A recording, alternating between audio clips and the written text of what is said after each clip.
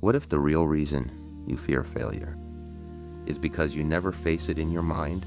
Most people try to stay positive. They avoid thinking about what could go wrong.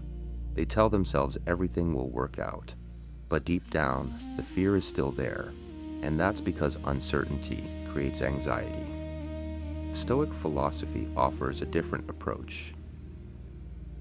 It's called negative visualization. Instead of avoiding failure, you imagine it not to scare yourself, but to remove its power.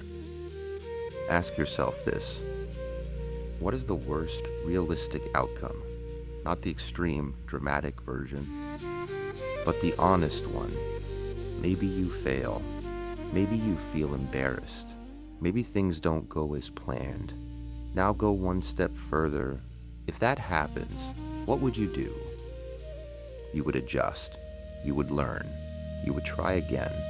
And in that moment, something shifts. The fear starts to shrink. Because you realize you can handle it. Most fear doesn't come from failure itself. It comes from not knowing what would happen.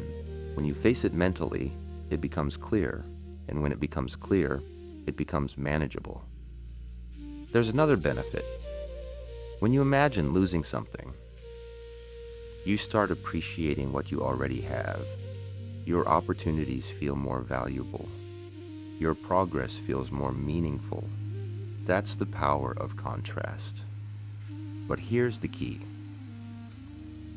This is not about overthinking. It's not about repeating worst-case scenarios all day. It's about intentionally facing the possibility and then letting it go. Because once you've seen it clearly, you don't need to fear it anymore. And here's the truth most people miss. Confidence doesn't come from believing nothing will go wrong. It comes from knowing you can handle it if it does. So the next time fear stops you, don't run from it. Turn toward it. Visualize it. Understand it. And take your power back, because failure was never the real problem.